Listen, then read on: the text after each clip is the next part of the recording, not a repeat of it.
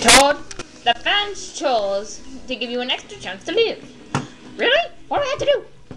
You have to answer 3 questions from Pop. Okay. Alright now, dog. Here's what it's gonna be. If you get one, I'm gonna ask you 3 questions, and if you get one of the questions wrong, I'm gonna shoot you in your jaw with this big thing. You got that? What? Yeah, that's right. The first question. What my name is? Pop? Shut your mouth up. Second question. What's that all on your head? Is that a diver? Did you know what doo-doo went up in there? That's a mushroom.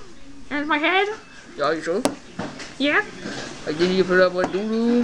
Like a mom? Does your mama know? No. Yeah, but it's not a diaper. Whatever.